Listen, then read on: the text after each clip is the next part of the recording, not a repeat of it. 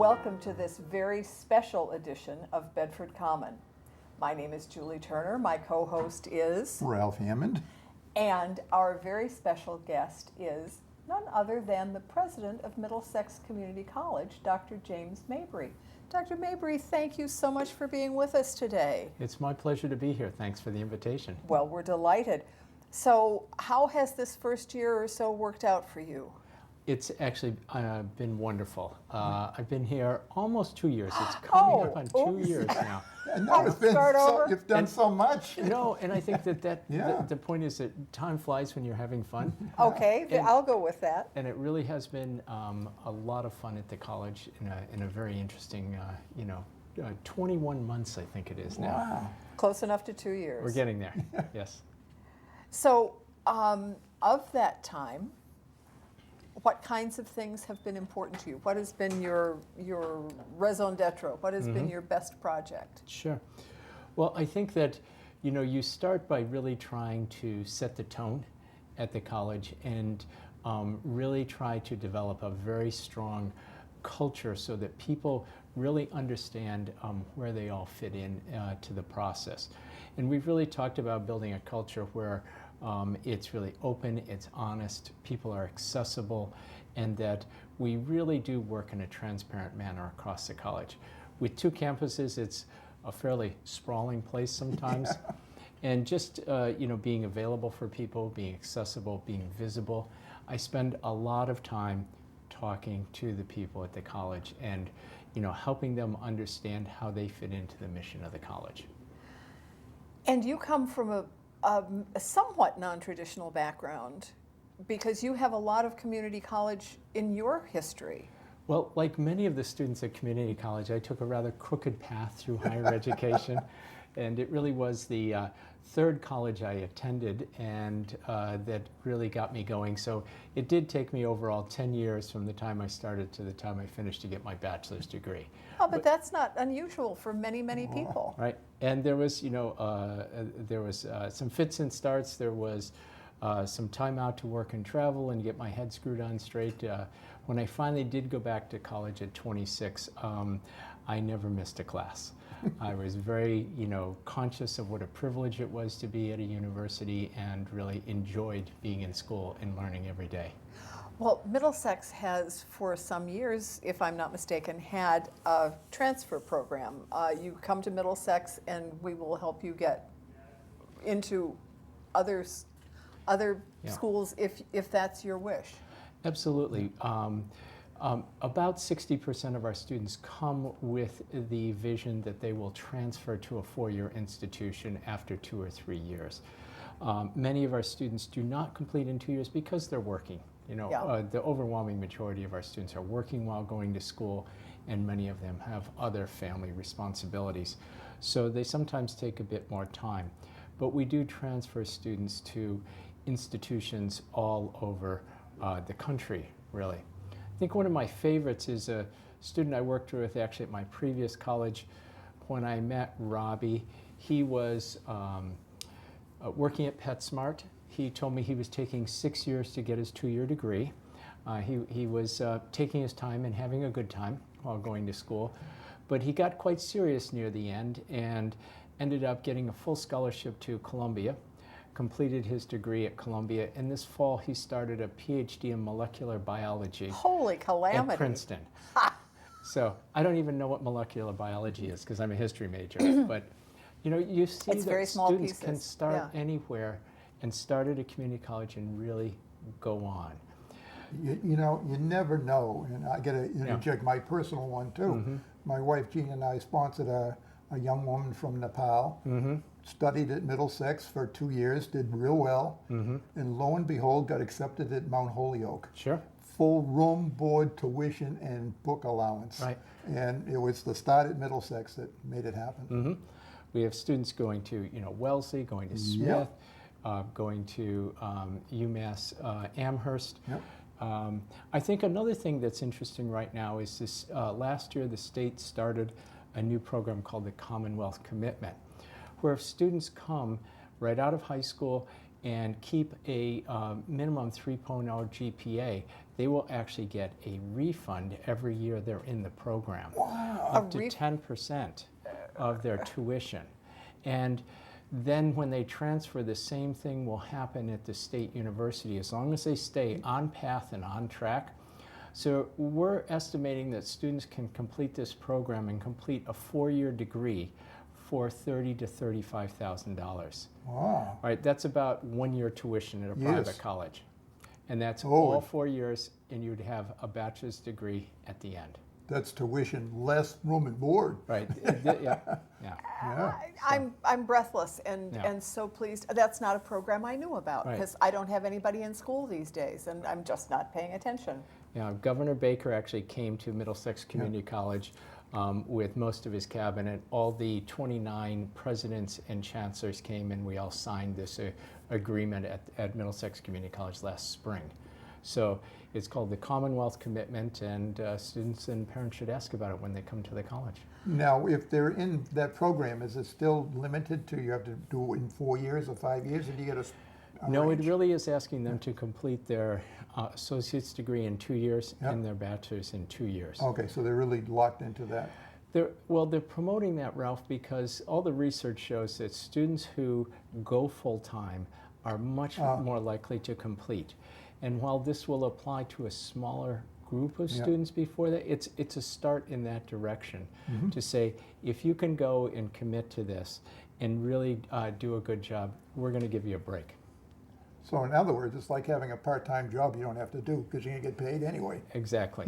Yes, A yes, very productive part-time job. yes, yes. That could be a very good deal. We have a few Yeah. students signing up for it this semester. This fall semester is the first semester it started. Wow. And it will pick up over the next 2 years. Well, I think when word gets out, it's going to pick up big time. Yeah. Yes, yes. Is there an upper limit to the number of kids who can participate or number of students? No, but the way the criteria are written for it, it's fairly narrow right now. Just to get it started, to sort of iron some of the Yeah. kinks out. Yeah. We're still working on some of the transfer pathways with the universities. So basically, everybody has to agree, right? That Chemistry 101 is Chemistry I've been involved 101, with it. right, at every single college so that it will transfer seamlessly. But that work, while it's sometimes hard work, is really the important underlying principle behind the Commonwealth Commitment, that this will really make it much easier for students to transfer and their credits to transfer in total with them. Well, and it also is kind of a unifying principle for the university system so that everybody is pretty much on the same page. Well, we're getting there. We're actually, we're 3 systems in this state. So you have a community college system, you have the state universities, and then you have the UMass system. And they are all really separate systems in this state.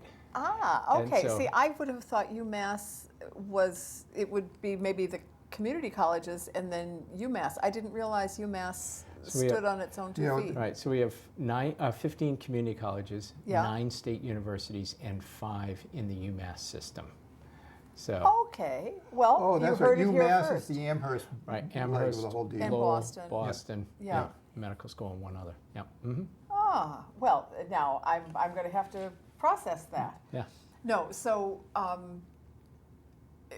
the idea is that students who start with the Commonwealth Commitment can go to any one. They can go to Yes. UMass or they can go to one of the state universities. Yes, and again, it's not automatic, but it really eases and it delineates and eases the pathway for the students so they can really see where they go. What's important to realize is that students who start at community college, graduate from a community college, and go on to a state university make the universities look good. Right? They graduate at higher rates with higher GPAs than students who start there. So it's a win for everybody. It's a win for the student because they end up with an associate's degree and a bachelor's degree. It's always better to have an associate's degree than some college if life intervenes there. Yeah. Yeah. It's really a win for the universities because they get some really solid students coming in who will graduate with good GPAs And it's a win for the community college because we get, credit for a completer, somebody who's gotten a degree from us. And a win for the student who Oh, absolutely. has got that 10% in their pocket plus Yep. a fine education. There's another moneymaker deal out of this. I look at education as being, how can I make some money or save some money or this. Yeah. And it was the one we talked about. I keep forgetting the name of it. Dual enrollment. Dual enrollment. I think Sure. that is Yeah. just a fantastic opportunity too, which kind of is the step before what you have in mind. Absolutely. Yeah. Dual enrollment is where we actually offer classes in the high schools. Middlesex Community College is now working with 14 different high schools. 14 Bedford now, is one. that is cool. Bedford is one. Yeah. Bedford's one. And in Bedford, we offer psychology, macro and microeconomics, and new this year, we offer American government and politics. So next year, we're hoping to offer English Composition 1 and 2. That would mean a student could, at very reduced rates, finish finish high school with 18 college credits and transfer those. So they will transfer to any of the state universities then. So same transcript. Automatically. Yeah. Yep. And that's So a they big help. basically graduate with a diploma and an associate Right. degree. Yeah. That is quite a Almost, yeah. graduation. That is. Last year at graduation, actually, we had a graduate who was 17, and she was one of our speakers, and she graduated from the college a week before she graduated from high school.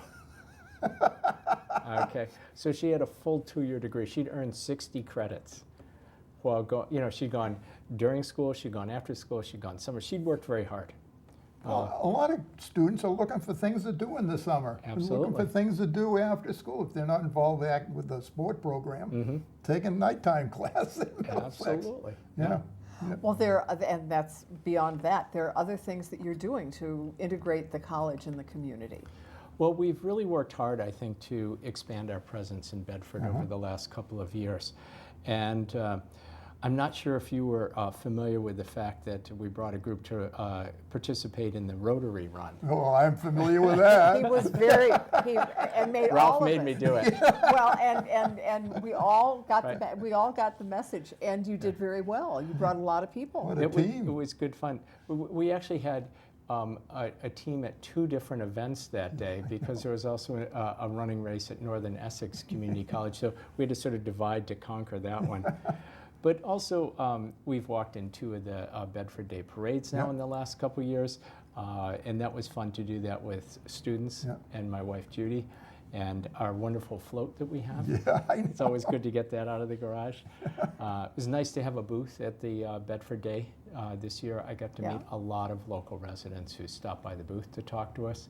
It's amazing how many people in the community have a connection to the college, either themselves or through a family member or a friend, and it was really a lot of fun. Well, or just going to the college for an event, for your craft fair, for some of the for the wonderful The concerts, the jazz that concerts are the best. that Carmen Peralta Rodriguez puts together. Oh, those are great. Yeah. I've been to Outstanding. several of those Yeah. now, and every time I go, I'm just blown away by the quality of the performances, Yeah. and the space is really, really well suited to it. So, It's a and beautiful room. it's free. And Yeah, we they're like absolutely those free. all there. But I would offer to you that if you and any of the kids, young people, students, or you and your family are interested in getting some exercise on Thanksgiving morning, there's going to be a turkey trot in Yeah, Bedford. the turkey. Oh, see you at the Okay, turkey there you trot. go. I'll be doing the walk. Yeah. Dr. Mabry does the run. Well, we'll see. But it's always fun to do something that morning, so you have Yeah. a little more room in the afternoon. Well, and get your juices flowing. But I'm also the turkey roaster in the family, so Uh-oh. I have to get the turkey in before I'm allowed to get the stuffing done and the turkey in before I can go out and do anything. Just Well, that would run- mean getting up very early in Yeah. the morning, because I think the turkey trot takes off something like 7:30 or 8 o'clock. Yeah, it's pretty early. Okay. Yeah. With the idea that you could get home. He for can a run later day. fast, so he'll make it. Oh, well, there you go. There you go. Also, I think that it's, it has been a fun and really nice to be part of this inclusive and welcoming community. And my wife Judy has also now gotten involved by joining the Bedford Cultural Council. Yes, she Yes, I saw has. her name on the Yeah, list. and doing that. So she's really getting to know the community as well, too. Bedford, having grown up in town and been here my whole life for over 70 years now, has gone in cycles. There's times when we're a real dynamic community, then we kind of calm down, then we build up on a lot of good things. You've brought in a whole new wave of enthusiasm, which I think has made our town very, very special. Good. Yeah, and I really thank you for what you've been bringing to Oh, us. it's good fun. Yeah. It's So great for I've us. got to ask, what led you to cybersecurity? Said the Oh, woman whose yeah. tongue gets tangled. Okay. All right. Well, I think you know, the way to think about some of these new programs really is that we want to grow programs that provide students with good career opportunities. So these are 2-year technical programs that lead to jobs in growing industries. So cybersecurity is one of those where in 2 years you can get the training to get a industry certification in networking and cybersecurity that will land you a job anywhere. Those are good jobs, and I think we've all heard enough about hacking and cybersecurity Yeah. problems that we know that this is not going to go away anytime in the future. So where we can build programs that serve both the students, the community, and our really you know, Yeah, the needs of the- industries here, Yeah. and the growing high-tech industries, that's really important for us. Well, and to your credit, the cybersecurity courses have been in place well before hacking became the kind of thing Yes. that it is now, where everybody knows what it means. In the past year, we've used some grant money that we got to build a new state-of-the-art lab. And so we really have a first-class facility for teaching cybersecurity now. And Is it a programming base, or is it? It is both programming and networking. So we have to set up, in a sense, Oh, a sure. separate disconnected network, Yeah. so people can learn how the network operates and be able to hack into that without Without know, hacking hacking into getting into everybody's, our- yes, grades Yeah. and calendars and Right. that kind of thing. Yeah, I Okay. know. But now, how do you pick the staff for that? Well, that They're is a ex-CIA people, but we're Right. not telling anybody. That's actually quite hard for us, Ralph, Yeah. because it is a very good field right now where there's a lot of demand for that.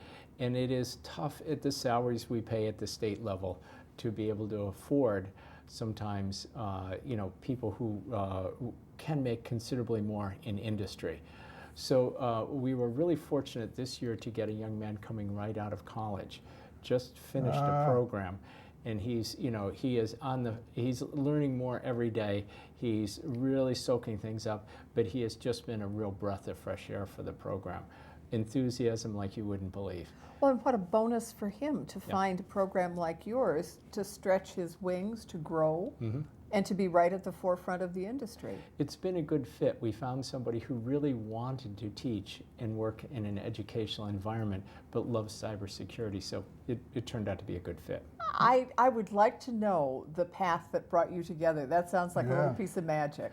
Well, you know, we do cast a pretty wide net when we try to do searches for these positions and all, and you know, sometimes you really get a good find like this, so we're excited about this young man. Outstanding. I think in viewing it from a student perspective, with the instructor and the students all kind of learning together simultaneously, then you get real learning taking place. Yeah, he's doing well. Another really interesting program we run is our biotechnology program. And as you know, Massachusetts now has a really vibrant and growing pharmaceutical industry. yeah. Biomed's a big. And we're now the third largest, you know, pharmaceutical biomedical business in the United States after California and New Jersey. So those research institutions need a lot of lab workers, and that's what our biotechnology program produces. You figure every PhD is probably going to need about 5 lab workers. At least, yeah. And this is, again, another technical program, but this is a lot of work and a lot of science. Students take 5 semesters of biology, 3 semesters of chemistry, 3 semesters of math, you know, and this is, you know, a lot of work, and they do well. We have a 100% placement rate. Well, Every I bet student they gets a would. job, and they get jobs at salaries that are above medium, you know, household income for the state. That's starting salaries. And they almost all plan to go on and get additional degrees. So it's a great starting point for them. And we have a program that really nurtures the students right from the start there. Well, partly with those students, the jobs they get in industry pay their next level of education. Often do. Yeah, so they'd be in really good position. One of our early program graduates is now vice president of manufacturing for Biogen and runs all their manufacturing for them. And Wow, he yeah. took me on a tour through their Cambridge manufacturing plant, and it was just fascinating the way to see how they're making all these products that they put out. Speaking of money, your grants team has a pretty fine record of pulling money in for Middlesex. We have a great grants team. They are both strategic and productive. So there are a lot of grants out there, and you can spend a lot of time chasing grants to do small things. They've been chasing some grants to do some large things and have really worked strategically. I can give you 3 examples here.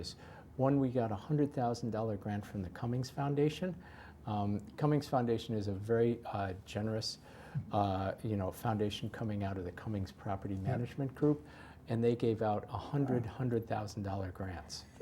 That's an impressive program. It really is a great program. What are you using your funding to do? That one is really working to help students find new career opportunities. So we help them in how do they use the staff we have to find the career they're looking for. Because we know when students really have their sights on a career and a specific goal, they will do much better with that. And then also augmenting some of the academic support we can give to students to help them get through their programs of study. Another major grant we got is really our U.S. Department of Education Title III grant. This is what they call a Strengthening Institution grant. This is really going to help us build our technology infrastructure at the college to allow us to do data integration, data analytics, and also predictive analytics. Oh, there's another career path right there. Right. So what we're trying to do is really be able to assess when students are at risk and design interventions before they get into trouble. So if you're using data analytics and predictive analytics well, you can identify students at the start of a course who may have not done well in some prerequisites or maybe weak in certain areas, and you know then that they may need a little special attention at the beginning. And if you know that and go after that at the start, they don't get into trouble. So being able to have those kind of tools at the fingertips of faculty and staff should really help us do a better job with student success. I think that's really powerful because having been a slow learner myself, Right. you don't know that you're having a hard time. You're Right. struggling just to keep up. Right. And they could, if they pick, boy, when Bishnu from Nepal, again, the student my wife and I hosted, she would come right out of her class and go right into the writing class afterwards for the support program. Right. And she got almost straight A's at Middlesex because of the support system that you guys provided. There's a lot of support, but it's Yep. also, students come in with many deficits at times. Oh, yeah. And if we know them in advance, we can really address them and help the students, tackle these head on with the support services that you're mentioning. Yeah, she basically had no heavy background in speaking English. Right. And although she passed all the ESL tests, Yep. but just the grammar, she could understand what the teacher said, Sure. but could not understand what the other students said in class. And one example here, I was recently talking to a physics professor at the college who was saying that he looks at the student record of each of his new students coming in each semester. He looks at scores in 2 particular math courses. And he knows that if they've struggled with those math courses, they're either going to need some remediation or some help right from the start. And he's learned this, you could say the hard way. But he also has to pull that data manually out of the system. I'd love for that to pop up on his, Great. Yeah, roster. get the algorithms in there so that Exactly. it just kind of gets everybody lined up. Yep. And then, then we know who this is and we know how to help them before there's a problem. Yep. And that's the real goal of that. So that's a 5-year, $2.25 million project that we're working on. And these systems are currently being developed by a number of different companies, but they're fairly complex.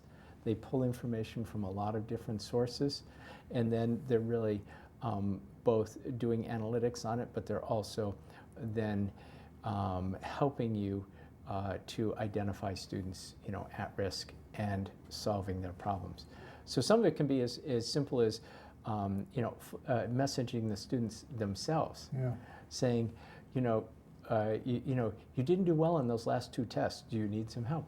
We can help brother. you. Yeah, wow. So you can design that what they call micro messaging to students, Yeah. and it sends it right to their phone and texts them and says, That's a whole breakthrough in education. This is Right. cool. we could help you. Yeah. And faculty members, it's hard for them to take the time with the number of students Oh, you they have can't. Yeah. to be able to do that. So we need a system that really does a lot of this and also flags the ones who need additional support. Is that being used in the high school level, or is it just being Not- piloted? Not on- at yet. Not yet. Okay, Yeah. so this is being piloted at the. We see it Community at some college level? universities and Yep. some community colleges. The companies that are putting these together and integrating different pieces of it are evolving at this time. It's a Wow. fairly new technology. So it's a whole software thing, though. Yeah. As I said, a whole new career path. But I Yeah. think one of the things I really like about it, President Mabry, Dr. Mabry, is that it is not someone's subjective assessment of what's Right. going Yeah. on. It is, Mhm. no, sorry, this we're going to get this piece straightened out and you're going to go forward. Right. It's just there. Right. And students tell us also that they need that heads up. They need the warnings themselves. Yes. Yeah.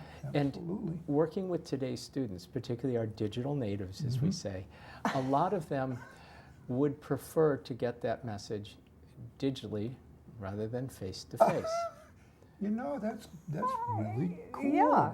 And now some students, and we have a wide range of students at the community college, really need the face-to-face and the social interaction. It's a mix.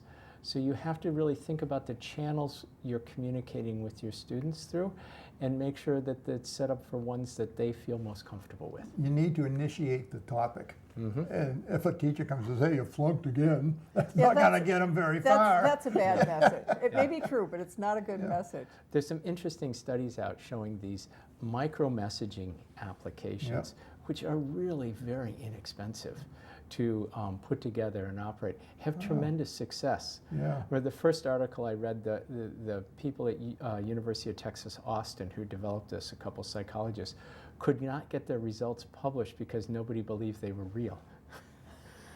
Because Yeah, it well, cost so little and was so successful. Well, and it's such a small incremental change, but it has leverage. Right. You don't have to have the big answer to get sizable results.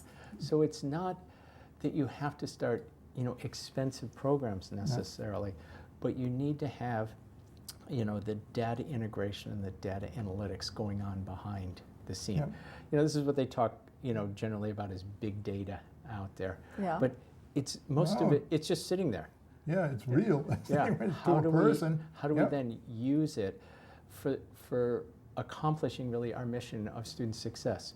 We want more students to succeed, and we need to use the best tools available to get them through. And to think that these best tools are happening right here in Bedford, right here at Middlesex Community to be. College. For our students. Yeah. So in the couple minutes that are left to us, what would you, is there anything we haven't asked? What would you like the community to know about Middlesex Community College? Well, I think that our real strong points are that we really are focused on students and their success. That we have small classrooms, we have no large lecture hall, our average class size is in the low 20s.